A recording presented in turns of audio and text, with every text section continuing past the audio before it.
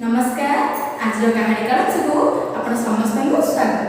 कहानी कालांश आरंभ करबा पूर्व प्रथम आम ब्रह्मनाद करबा। समस्त बसी जिबा, निजर आंठू ऊपर ज्ञान मुद्रा स्थिति हाथ को रखिबा, ब्रह्मनाद करबा।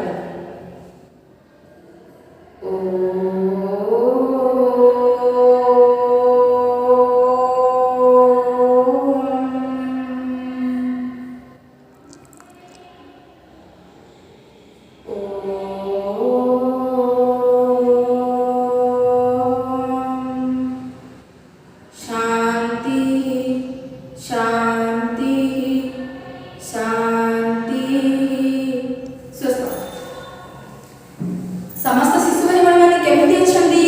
घर समस्त सुस्थ अछंदी ना? मामा बापा को कथा सुनुछंदी? सब बेले प्रत्येक दिन सकाळ उठु उठु बापा मामा का गोड़ छुई प्रणाम करुथिबा, निज देह को सुस्थ रखिबा एवं दिनचर्या समस्त करुथिबा। ठीक अछि। आजिर कहानी कालांश आरंभ करबा पूर्व आम प्रथमे गोटे गीत सुनिबा। आरंभ करबा।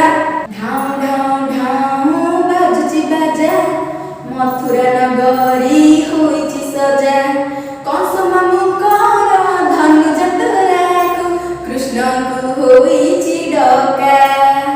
कुबलया हाथी छाड़िला रडी, कृष्ण धरिले ता शुंढକୁ भिड़ी। पागल हाथीर मुंड घुरी गला, आंठू मारी गला पड़ी। चारुण मुष्टिक आसिले माड़ी, हाथ धरी गदा निशको मोड़ी। कृष्ण बलराम मल्ल युद्ध कले, असुर मरिले गड़ी।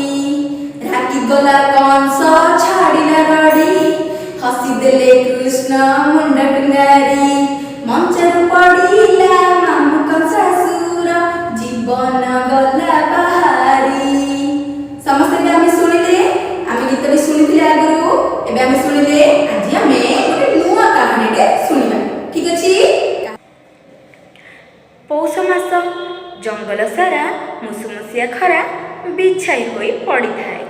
चारिआडे सागुआ रंगरे सुंदर देखा जाउथाए। सेही जंगल रे ठेकुआ छुआटी मन खुशी रे खरा खाउथाए। हठात डब डब डब डब शब्द हला। ठेकुआ छुआटी डरी गला। तार लंबा लंबा दुईटी कान ठिया होई गला। तार टिकी टिकी दुईटी आखिरे से जुलु जुलु करी एपड़ सेपड़ अनाइला, हेले ताकू किछि देखागला नाही। किछि समय परे एतिकी बेले पुणी थरे डब डब डब डब शब्द हला। ठेकुआ छुआटी डरी करी निज घर आड़कू धाई आसिला। से ता माँ पाखरे पहुँची माँ को भिड़ी धरिला। माँ कहिले, कौन हैला, चल देखिबा। एतिकी बेले गोटिए लोक बाजा बजाई कहूथाए, सुण सुण सुण, आसंता काली महाराजा कंस धनुଯାତ୍ରାର आयोजन करुछंती। कृष्ण बलराम यात्रा देखि आसिबे। जंगलवासी समस्ते यात्रा देखि जिबे। एक कथा कही से पुणी डब डब डब डब शब्द कला। तही आर दिन समस्त जंगलवासी सकाळु उठी गाधोई पाधोई नुआ जामा पिंधिले। समस्ते जंगलवासी मथुरापुरी धनुଯାତ୍ରା देखिबाकू बाहरिले। बाघ, भालू, हाथी, सिंह, हरिण, नेउल आदि समस्ते आगरे जाउथांती। पछरे माँ ठेकुआ निज छुआ ठेकुआ को पिठीरे बसाई जाउथाए। किछि समय परे समस्ते कंसंकर धनुଯାତ୍ରା पाखरे पहुँचिले। मंडपर गोटिए कड़े राजा कंसंक पाई मंचर व्यवस्था होइथिला। सेही मंचरे राजा कंसंक सिंहासन पाखरे मंत्री और कटुआल बसी थांती। छुआ टेकुआ ए सबू आश्चर्य हुए देखुथाए। सेही समय जड़े लोक आसी कहिला, सुण सुण सुण, राजाधिराज वीरवर गौड़ेश्वर प्रबल प्रतापी महाराजा कंस मंडपरे उपस्थित हेउछंती। एतिकी समय समस्ते ଦ୍ୱାର ଆଡ଼କୁ ଚାହିଁଲେ। ବିରାଟ ହାତୀ ଉପରେ ମହାରାଜା କଂସ ବସିକି ଆସୁଛନ୍ତି। ଆଗରେ ଢୋଲ, ଶଙ୍ଖ, ନାଗରା ସବୁ ବାଜୁଥିଲା। ଦୁଇ କଡ଼ରେ ଲୋକମାନେ ଫୁଲ ଧରି ପକାଉଥାନ୍ତି ଓ କହୁଥାନ୍ତି, ମହାରାଜା କଂସଙ୍କର ଜୟ ହେଉ, ମହାରାଜା କଂସଙ୍କର ଜୟ ହେଉ। ଠେକୁଆ ଛୁଆଟି ପଚାରିଲା, ମା, କଂସ କ'ଣ ଭଗବାନ? ମା କହିଲେ, ନାଇଁ ରେ ପୁଅ, କଂସ ଭଗବାନ ନୁହେଁ, ସେ ଗୋଟିଏ ଅସୁର, ବହୁତ ଦୁଷ୍ଟ। ସେ ସମସ୍ତଙ୍କୁ ଡରାଇ ଶାସନ କରୁଛି। ଯାତ୍ରା ଆରମ୍ଭ ହେଲା। ବଡ଼ ବଡ଼ ବୀରମାନେ ଧନୁରେ ଗୁଣ ଚଢ଼ାଇବା ପାଇଁ ଆସିଲେ, କିନ୍ତୁ କେହି ବି ଧନୁକୁ ଉଠାଇ ପାରିଲେ ନାହିଁ। ସେତିକିବେଳେ କୃଷ୍ଣ ଆସିଲେ, ଧନୁକୁ ନମସ୍କାର କଲେ ଏବଂ ବାମ ହାତରେ ଧରି ଗୁଣ ଚଢ଼ାଇବା ସମୟରେ ଧନୁଟି ଭାଙ୍ଗିଗଲା। ଏତିକି ବେଳେ ଶୁଭିଲା, କୃଷ୍ଣ ବଳରାମଙ୍କର ଜୟ ହେଉ।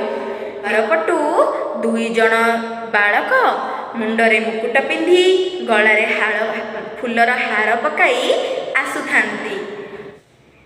ଠିକ୍ ସେତିକି ବେଳେ ଗୋଟିଏ ପାଗଳା ହାତୀ କୃଷ୍ଣ ବଳରାମଙ୍କୁ ମାରିବା ପାଇଁ ଧାଇଁ ଧାଇଁ ଆସିଲା।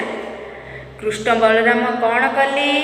କୃଷ୍ଣ ହାତୀଟିର ଶୁଣ୍ଢକୁ ଧରି ବୁଲେଇ ବୁଲେଇ ତାକୁ ଫୋପାଡ଼ି ଦେଲେ। ପାଗଳା ହାତୀର ମୁଣ୍ଡ ଘୂରିଗଲା ଏବଂ ସେ ମରିଗଲା। ଏତିକି ବେଳେ ଚାରୁଣ ମୁଷ୍ଟିକ ହାତରେ ଗଦା ଧରି ନିଶକୁ ମୋଡ଼ି ମଲ୍ଲଯୁଦ୍ଧ ପାଇଁ ଆସିଲେ। କୃଷ୍ଣ ବଳରାମ ମଲ୍ଲଯୁଦ୍ଧ କଲେ। ଘମାଘମ ଯୁଦ୍ଧ ହେଲା। ଶେଷରେ ଅସୁର ଦୁଇଟି ମରିଗଲେ। ସମସ୍ତେ କୃଷ୍ଣ ବଳରାମଙ୍କର ଜୟ ଜୟ ଗାନ କଲେ। ଠେକୁଆ ଛୁଆ ମଧ୍ୟ କୃଷ୍ଣ ବଳରାମଙ୍କର ଜୟ ଜୟ ଗାନ କରି ଶେଷରେ ବହୁତ ରକମର ମିଠା ଖାଇ ନିଜ ମା' ସହ ଘରକୁ ଫେରିଲା। ହେଲେ ଆମେ ଆଜି ଏହି କାହାଣୀଟି ଶୁଣିଲେ। ହେଲେ ସମସ୍ତଙ୍କୁ ଏହି କାହାଣୀଟି ଭଲ ଲାଗିଲା ନା? ସମସ୍ତେ ଆମେ ଘରେ ଏହି କାହାଣୀଟିକୁ ବାରମ୍ବାର ଶୁଣିବା ଏବଂ ମନେ ରଖିବା।